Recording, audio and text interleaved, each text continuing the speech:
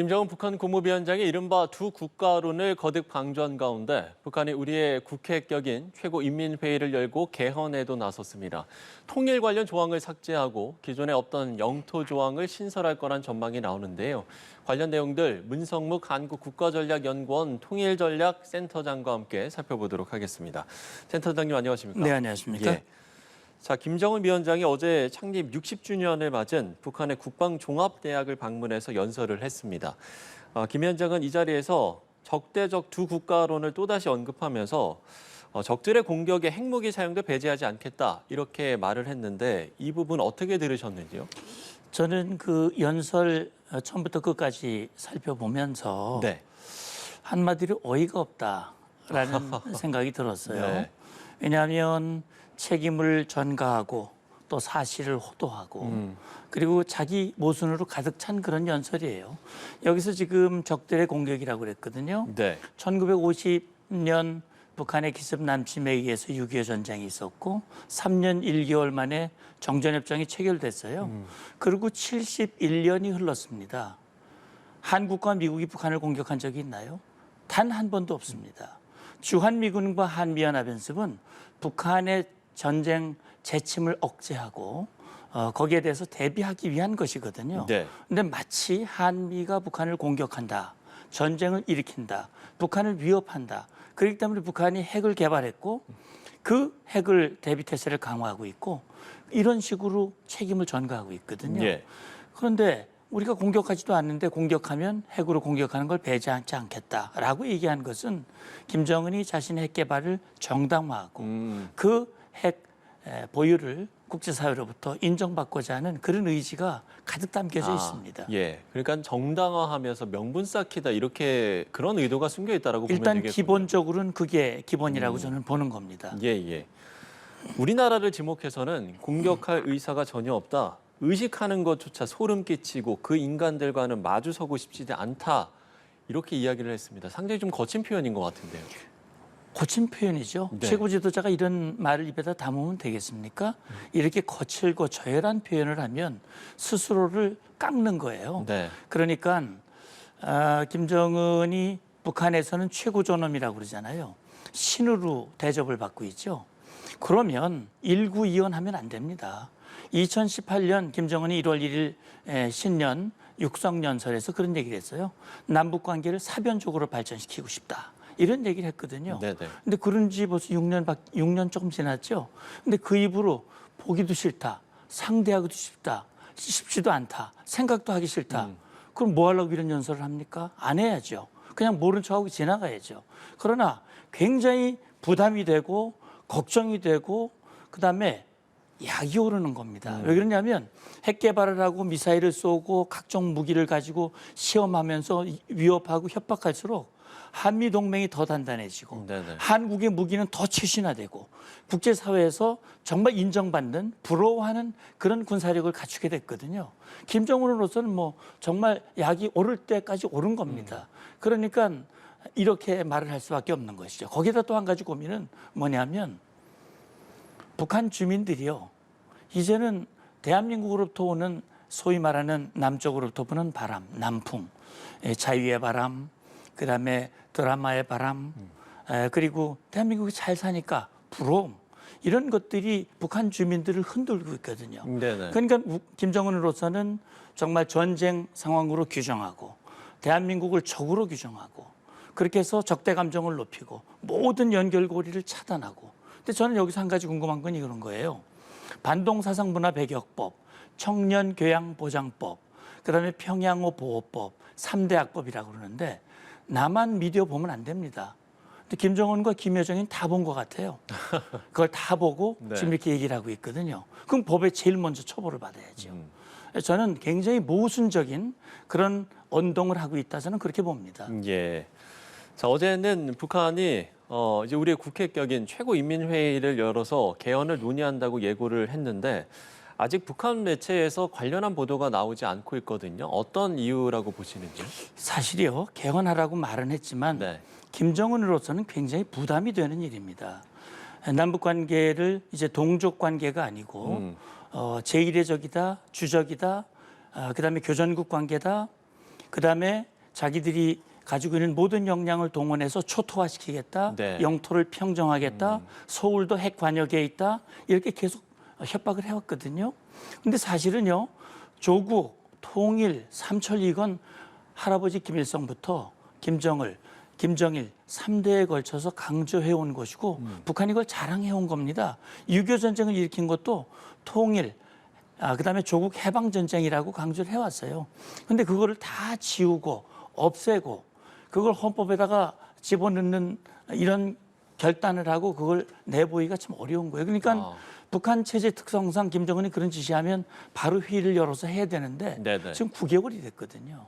그러니까 최고회의, 인민회의를 열긴 열었는데 열었다고 발표도 안 하고 있습니다. 어떤 내용이 진행되는지 알 수도 없어요. 그래서 최고회의, 인민회의가 끝나면 정말 개헌의 그 내용을 발표할 수 있을지 감출지 네네. 궁금합니다. 그럼 만약에 이제 북한 헌법에서 통일, 동족 이런 용어를 지우게 된다면 어떤 변화가 생기는 겁니까? 헌법이 달라졌다는 것밖에 없죠. 북한 헌법이 달라졌다. 그런데 네. 여기서 우리가 이제 좀 이해를 하고 넘어가야 할 부분이 있습니다. 북한 체제는요, 김정은 1인 지배 체제입니다. 조선노동당 일당 독재 체제입니다. 그러면 최고인민회의는 사실은요, 모양만 갖추고 있는 거예요. 삼권 분립이라고 하는 것이 존재한다라고 해서 최고인민회의. 그다음에 최고인민회의를 통해서 절차적 정당성을 가지고 개헌을 한다 그런데 예. 북한에서 개헌, 우리 대한민국 개헌 어떻습니까? 얼마나 어렵습니까? 1987년 헌법이 지금도 유지되고 있습니다. 개헌 어렵습니다. 북한에서는 김정은이 지시하면 개헌합니다. 그 헌법이 얼마나 권위가 없으면 그렇게 되겠습니까? 그러니까 최고인민회의는 조선노동당이 지시하면 그대로 따르는 기관입니다.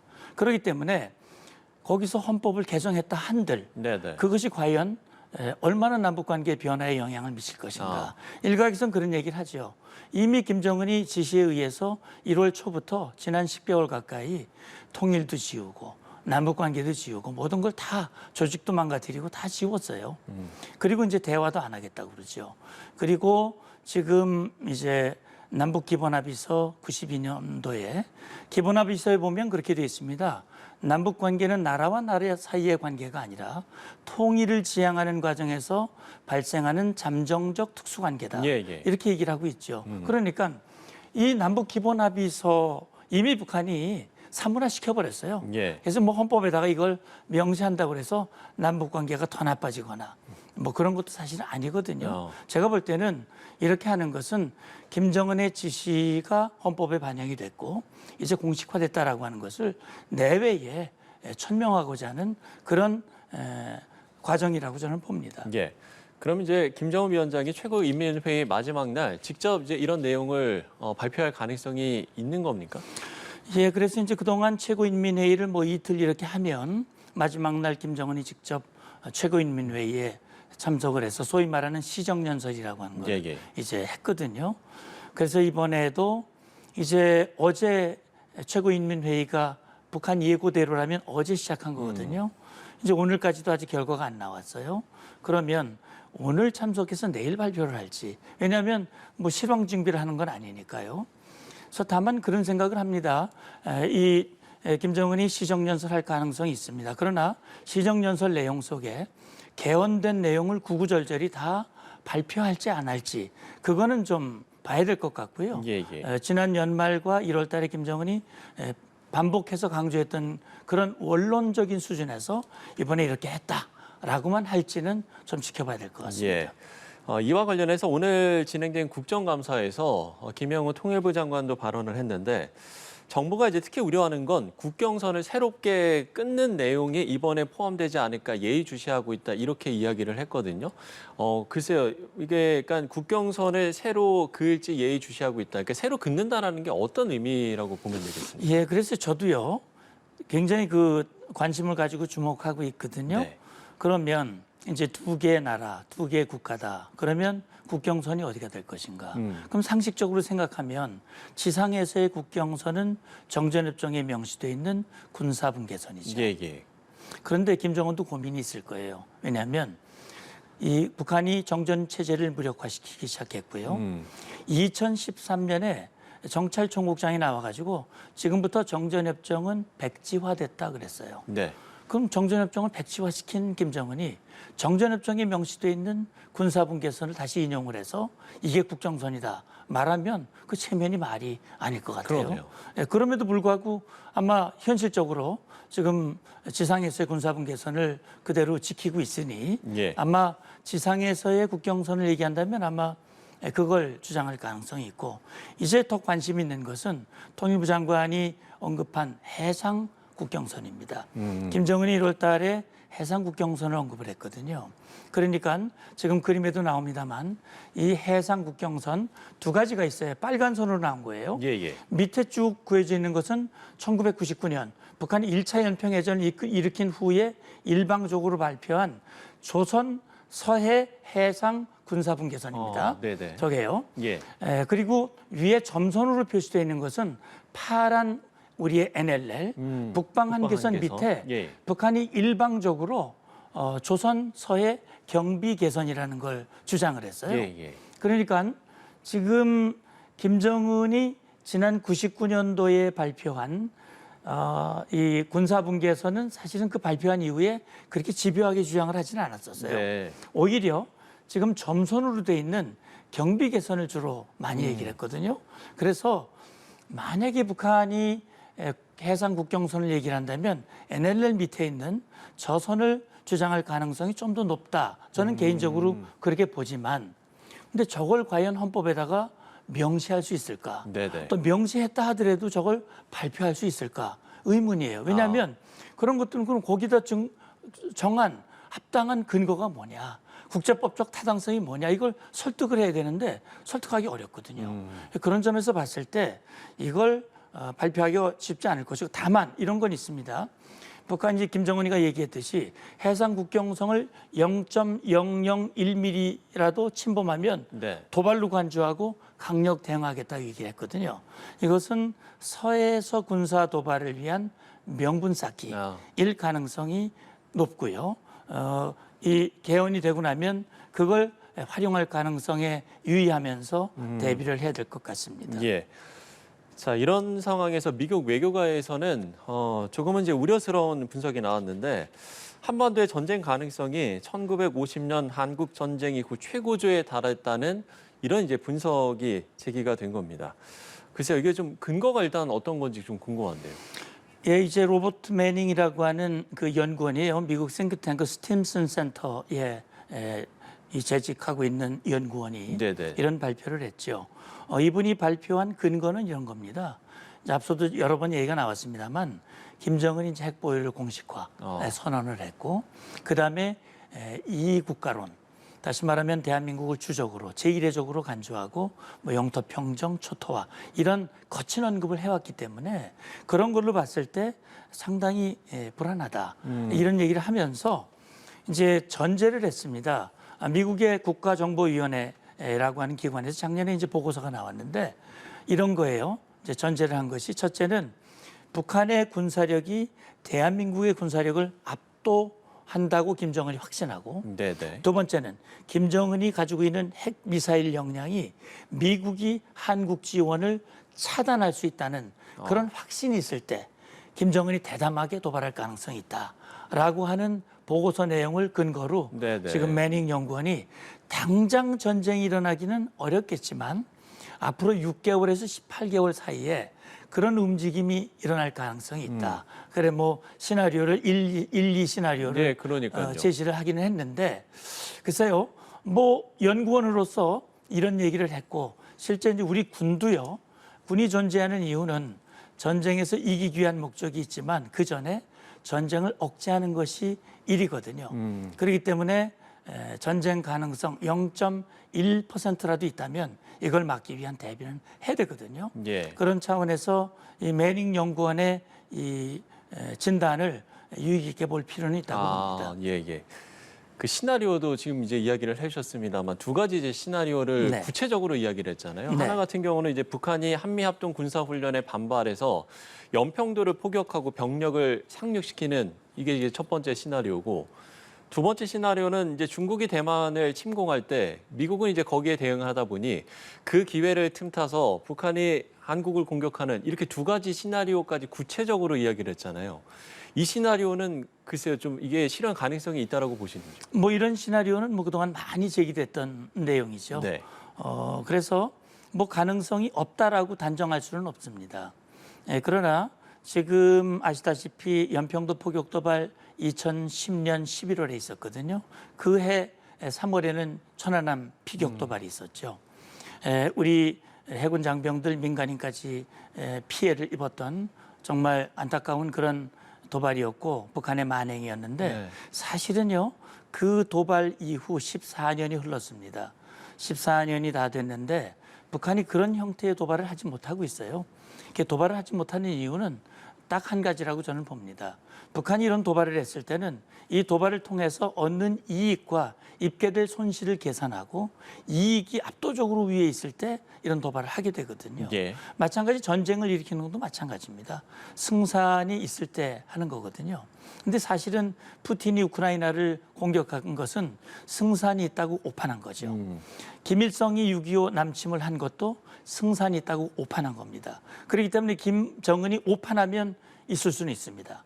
그래서 김정은이 오판할 수 없도록 만들어야 되죠. 예. 저는 지금 대한민국이 강력한 힘을 북한에게 시연을 했어요. 국군의 날 행사를 통해서. 네네. 김여정이가 뭐 올망졸망하다 이런 표현을 썼지만 아마 무기 하나를 보면서 등에 식은땀이 흘러내렸을 거라고 저는 봅니다. 왜냐하면 북한 정권과 북한 군은 우리 재래식 무기의 압도적인 역량을 알고 있습니다. 그렇기 때문에 이제 그런 식으로 폄훼를 하고 실제 김정은 연설에서도 그렇게 얘기를 했거든요. 예. 우리 대통령을 온전치 못하다, 정신이 온당치 못하다, 이건 정말 입에 담아서는 안 되는 얘기거든요. 대통령은 군 통수권자고 우리 대통령은 국민이 선출한 대통령입니다. 우리 국민을 능멸하는 겁니다. 그런 발언을 해서는 안 되는 것인데 사실 그렇게 한 것은 뭐냐면 그러면서 이제 우리 대통령에게 상황 관리나 똑바로 해라. 핵무기 앞에 재래식 무기 가지고는 안 된다. 이런 얘기인데 사실은요. 지금 우리는 핵이 없기 때문에 한미 확장 억제를 강화하고 있고 일체형 확자를 통해서 김정은이 여긴 도저히 상대가 안 된다는 걸 알고 있거든요. 네, 예. 그렇기 때문에 우리 사회 내부에서도 김정은과 비슷한 얘기를 하는 사람들이 있습니다. 좀 북한 자극하지 말고 강대강하지 말고 대충 좀 맞춰가면서 상황 관리에 집중해라. 그 얘기를 김정은이가 인용해서 지금 하고 있는 거거든요. 저는요.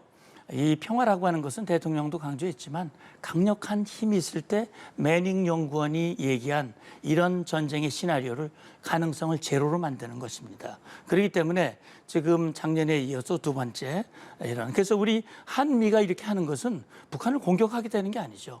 북한이 핵으로 우리를 공격하는 것을 억제하기 위한 것이거든요. 그런 차원에서 저는 지금 매닝 연구원의 전쟁 시나리오의 진단을 우리가 가볍게 지나갈 일은 아니지만 이럴 가능성 모든 시나리오 여기 두 개만 얘기했지만 10개, 20개가 될 수도 있습니다. 아마 우리 당국에서는 그 시나리오를 다 놓고 한미가 그런 대응을 하리라고 봅니다. 그렇기 때문에 이런 철저한 대응을 해서 이 가능성을 없게 만드는 그런 시도가 중요하다고 봅니다. 예, 알겠습니다.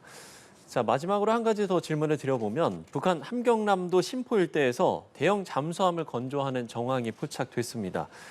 기존에 이제 북한 잠수함 대비 크기가 상당히 큰 것으로 알려졌는데 일단은 글쎄 이게 이제 핵 잠수함이 아닌지 의심해 볼 만한 어떤 좀 정황들이 있겠습니까? 어떻게 보시는지? 네, 이제 뭐 김정은이 큰 잠수함 또 핵 추진 잠수함을 갖는 것은 김정은이 정말 바라는 간절한 소망이죠. 네. 이게 정찰 위성과 함께 핵 추진 잠수함을 갖고자 하는 그 열망이기 때문에 얼마 전에 김군옥 영웅 잠수함이라는 거를 이 선을 보였는데 아주 기형적으로 생겨가지고 저건 도저히 작동할 수가 없는 잠수함이다. 이게 왜냐하면 크기가 작은데 거기다가 잔뜩 발사관을 끼워 넣어가지고 네, 예. 아주 기형적인 그런 형태를 만들었는데 그런 게 아니라 이제 몸집이 큰 실제로 큰 걸 만들어서 그걸 핵 추진 잠수함으로 만들고 정말 SLBM을 탑재하기 위한 그런 시도를 하면 할 겁니다. 다만 북한이 이제 그동안 핵실험을 6차례나 했고 농축 우라늄을 많이 가지고 있기 때문에 사실은 핵추진 잠수함을 만들 수 있는 그런 기반은 상당히 있다고 저는 봅니다. 예, 예. 다만 핵추진 잠수함은 원자로를 굉장히 작게 만들어야 되거든요. 그렇게 해서 북한이 제조하는 우라늄을 농축 우라늄을 이제 연료로 사용을 해야 되는데 그 기술이 과연 북한에게 있느냐. 예. 그래서 아마 김정은으로서는 푸틴의 바지가랑이를 붙잡고 정찰 위성 그 역량 또 기술. 지금 핵추진 잠수함 예. 기술 이런 것들을 바꾸자 하지만 푸틴도 바보가 아닌 이상 아. 김정은과의 관계가 늘 좋으리라는 보장이 없거든요. 네네. 왜냐하면 그동안 북한과 소련, 그다음에 러시아 사이가 좋았다 나빴다 그동안 수없이 했거든요. 특히 북한이 좋을 때는 가서 그냥 바짝 붙었다가 이익이 안 되면 또 떨어져 나가서 적대하고 이런 일들이 수없이 많았어요. 이건 중국과의 관계도 그랬고 러시아와의 관계도 그렇기 때문에 푸틴이 그런 아주 핵심 기술을 넘겨준 전례도 없고 예. 앞으로도 쉽지 않을 겁니다. 쉽지 않을 것이다. 그렇기 때문에 김정은이 정말 간절히 바라는 바이지만 핵추진 잠수함을 단기간에 손에 넣기는 쉽지 않을 것이다. 네. 라고 하는 것이 제 판단이 아니라 전문가들의 일반적인 판단일 겁니다. 예, 알겠습니다. 자, 오늘 북한 관련 이슈들 짚어봤습니다. 문성묵 한국국가전략연구원 통일전략센터장과 이야기 나눠봤습니다. 센터장님 오늘 말씀 고맙습니다. 감사합니다.